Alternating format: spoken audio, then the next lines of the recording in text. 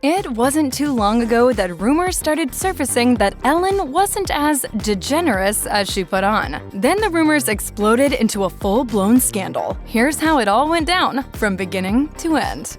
Ellen's reputation as TV's nicest woman truly came tumbling down in March 2020, thanks to a Twitter thread which took on a life of its own. The floodgates opened when comedy writer Kevin T. Porter tweeted that he'd pledged $2 to a Los Angeles food bank for any story which confirmed that the chat show host was notoriously one of the meanest people alive. After all the responses that flooded in, we're surprised he's not bankrupt. Hey! Somebody get me some water. One person alleged, a new staff member was told every day she picked someone different to really hate. It's not your fault, just suck it up for the day and she'll be mean to someone else the next day. DeGeneres was also accused of sending her employees home if they conversed with her without chewing gum beforehand, apparently because of her sensitive nose. Meanwhile, someone claiming to be a server at LA restaurant Real Food Daily claimed that she nearly lost her job after the celebrity penned a complaint about the state of her nail polish. A year later, Porter told Metro, "I always thought that she was kind of bulletproof. I imagine the accountability that happened last year was hard. It was a real drag to take the status hit, or the image hit, or whatever the impact that it had." Even some producers spoke out, like Hedda Muscat, who opened up to Inside Edition. We were told from the very beginning, don't talk to Ellen, don't do this, you can't go into her office. It wasn't long before what started as a bit of online fun soon snowballed into a full-on scandal. While most of the anti-Ellen Twitter thread could be dismissed as pure hearsay, the backlash that emerged from her daytime talk show was grounded in something far more authoritative. In the early days of the pandemic, several employees alleged that their boss had essentially left them high and dry. As reported by Variety, approximately 30 crew members had been kept in the dark during the initial lockdown stages, with producers failing to provide any official information about everything from their salaries to their scheduled hours. And they were left even more enraged on discovering that the Ellen DeGeneres show had also used a firm outside of their union to help her continue hosting from her California pad. The week previously, DeGeneres had claimed that the only reason she'd returned to work in such a turbulent time was for her behind-the-scenes team. The situation went from bad to worse in July 2020, when several current and former anonymous staff members made further damaging allegations about their experiences on the daytime institution. One employee revealed they felt no choice but to quit their position after experiencing racism in the workplace, while another revealed they'd been let go after taking time off for a family bereavement. While Ellen herself wasn't specifically called out for such conduct, many believed that she shouldn't escape scrutiny. An ex-staffer told BuzzFeed News, "If she wants to have her own show and have her name on the show title, she needs to be more involved to see what's going on." 3 of the show's producers were the first to officially address the accusations and insisted that the buck stopped with them, saying in a statement, "We take all of this very seriously, and we realize, as many in the world are learning, that we need to do better, are committed to do better, and we will do better." It's been a couple of rough months. Following the bout of serious allegations about the toxicity of the Ellen DeGeneres show, an internal investigation was launched that uncovered even more damaging behavior within the workplace. 3 executive producers subsequently parted company with the show after allegations of sexual harassment and using intimidating tactics. Warner Bros. Executive Vice President of Programming David McGuire emailed all employees to express his desire for a new culture change, writing in part, "Many of you have spoken with Warner Media's investigators, and we thank you for your honesty. I hope this note is another way we are showing our commitment to do better." It took a while, however, for DeGeneres to deliver an apology. When it did come, not everyone was convinced by what she had to say, and things were still about to get worse. We gotta build a bunker. We don't have a bunker. We need a bunker. We need a bunker. While some celebrities leapt to support Ellen as the toxic workplace scandal threatened to engulf her career, others only added fuel to the fire. Take Everybody Loves Raymond star Brad Garrett, for example, who agreed with the general consensus that her be-kind demeanor was all a front. He wrote, "Sorry, but it comes from the top. No more than one who were treated horribly by her. Common knowledge." Garrett's claims were backed up by Leah Thompson, who tweeted simply, "True story, it is."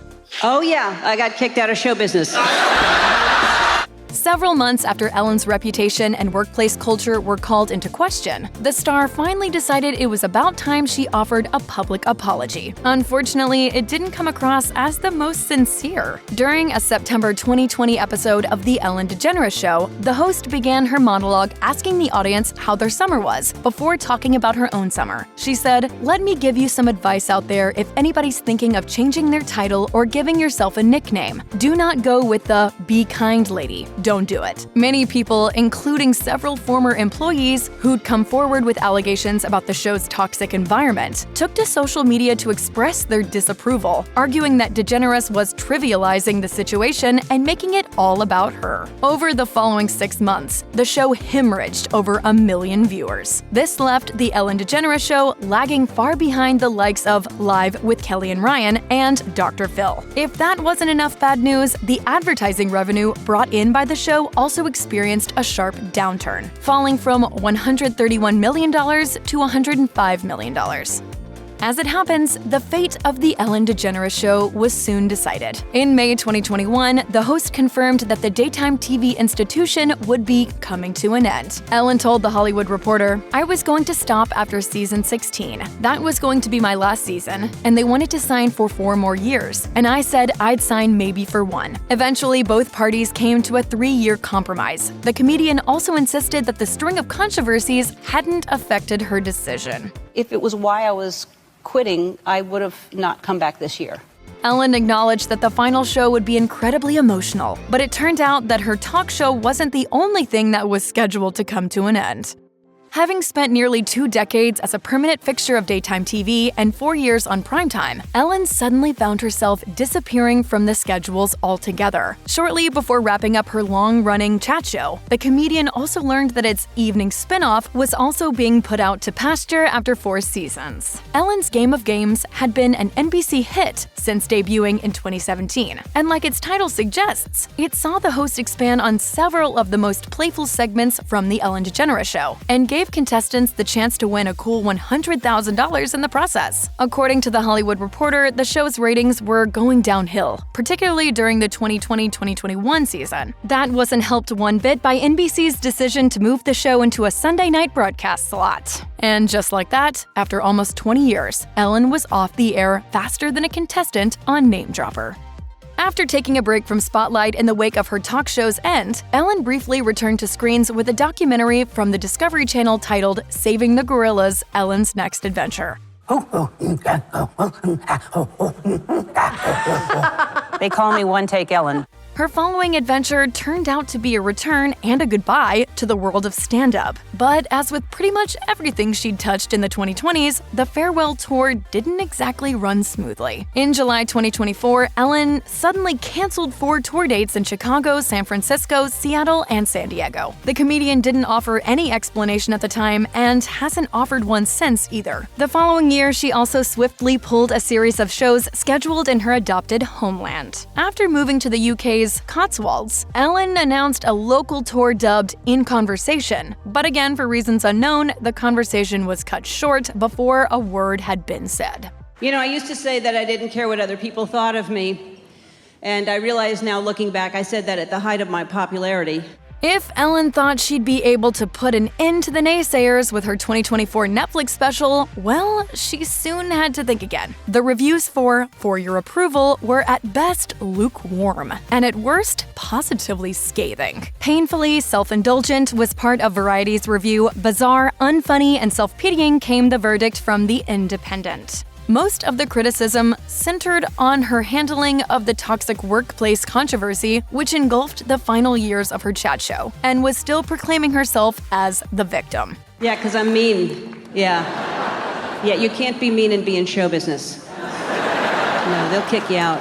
The comedian insisted that she was permanently quitting the stand-up circuit, and many reviewers didn't have a problem with that.